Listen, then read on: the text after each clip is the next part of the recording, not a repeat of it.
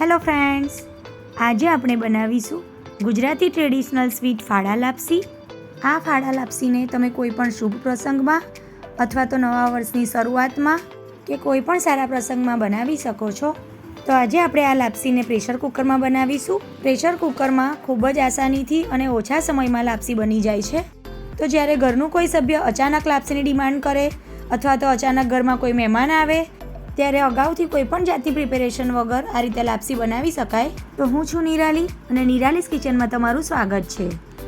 Friends, જો તમને મારી રેસિપીઝ ગમતી હોય તો વિડીયોને લાઈક કરજો અને નિરાલીસ કિચનની ચેનલને સબસ્ક્રાઇબ કરજો. તો ચાલો આજની મજેદાર રેસિપી શરૂ કરીએ. તો લાપસી બનાવવા માટે સૌથી પહેલાં ગેસ ઓન કરી એક પ્રેશર કુકરમાં 6 થી 7 ટેબલસ્પૂન જેટલું દેશી ઘી ઉમેરીશું. હવે ઘી ગરમ થાય એટલે આપણે એમાં 1 વાડકી જેટલા લાપસી માટેના જે ફાડા આવે છે એ લેવાના છે. અત્યારે મેં મીડિયમ સાઇઝના ઘઉંના ફાડા લીધા છે. આમાં નાની સાઇઝના ફાડા પણ આવે છે. તમને એ ગમતા હોય તો તમે એ પણ લઈ શકો છો.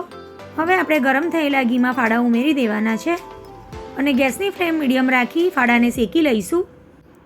અત્યારે મેં માપનું ઘી લીધું છે.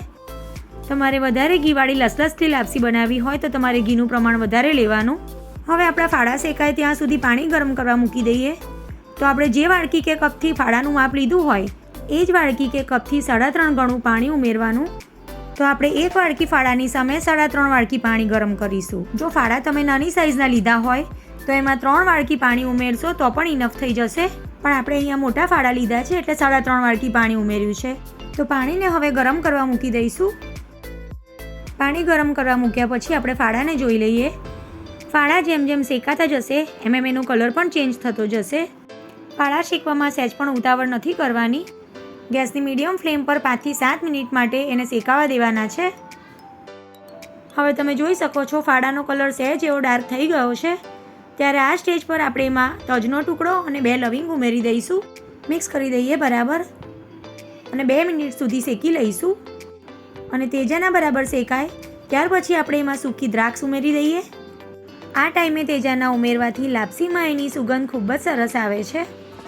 ફાડાને શેકાતા 5 થી 7 મિનિટ જેટલો સમય થઈ ગયો છે અને તમે જોઈ શકો છો ગોલ્ડન બ્રાઉન કલર એનો થઈ ગયો છે. તો ફાડાનો આવો કલર થાય ત્યાં સુધી શેકી લેવાના. અને તમે જોઈ શકો છો દ્રાક્ષ પણ સરસ શેકાઈને ફૂલી ગઈ છે અને આપણે જે પાણી ગરમ થવા મૂક્યું હતું એ પણ ગરમ થઈ ગયું છે. તો આ સ્ટેજ પર હવે પાણી ઉમેરી દઈશું. પાણી ઉમેરતી વખતે ગેસની ફ્લેમ સ્લો કરી દેવાની જેથી ગરમ પાણીના છાંટા હાથ પર ઉડે નહીં અને દાજી ના જવાય. તો બધું જ પાણી અત્યારે આપણે ઉમેરી દેવાનું છે. મિક્સ કરી દઈશું બરાબર. ફાડામાં ક્યારેય ઠંડુ પાણી નહીં ઉમેરવાનું. એટલે કે જે તમે નોર્મલ રૂમ ટેમ્પરેચરવાળું રસોઈ બનાવતી વખતે જે પાણી ઉમેરતા હોય એ ગરમ કર્યા વગર નહીં ઉમેરવાનું. જો તમે એવું પાણી ડાયરેક્ટ જ ઉમેરી દેશો તો લાપસી ખાવામાં કડક બની જશે. ગરમ પાણી ઉમેરવાથી એનું ટેમ્પરેચર મેન્ટેન રહે અને તમે જોઈ શકો છો પાણી તરત જ ઉકળવા લાગ્યું છે. તો હવે પ્રેશર કુકરનું ઢક્કણ બંધ કરી વિસલ લગાવી અને 5 થી 6 whistle medium two high flame પર કરી લઈશું. હવે 6 વિસલ થઈ ગયા પછી કુકરને ઠંડુ થવા દેવાનું. પ્રેશર કુકરનું પ્રેશર એની મેળે જ રિલીઝ થઈ જાય એટલે કુકરને ખોલી લઈશું. તમે જોઈ શકો છો ફાડા એકદમ સરસ ચડી ગયા છે. ફાડાને હાથમાં લઈને દબાવીને એકવાર ચેક કરી લેવાના. એકદમ ઇઝીલી ફાડા દબાઈ જવા જોઈએ. જો તમને એવું લાગે કે હજુ થોડી કસર છે તો બીજું થોડું ગરમ પાણી ઉમેરીને 1 થી 2 વિસલ કરી લેવાની. પણ અત્યારે આપણા ફાડા એકદમ પરફેક્ટ કૂક થઈ ગયા છે. તો હવે આપણે એમાં ખાંડ ઉમેરવાની છે. તો આપણે જે વાડકીથી ફાડા અને પાણીનું માપ લીધું હતું એ જ વાડકીના માપ પ્રમાણે પોણી વાડકી ભરીને આપણે એમાં ખાંડ ઉમેરવાની છે.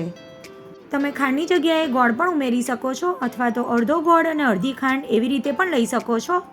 પણ ખાંડ કે ગોળ તમે જે ઉમેરો એ પોણી વાડકી ભરીને લેવાનું છે.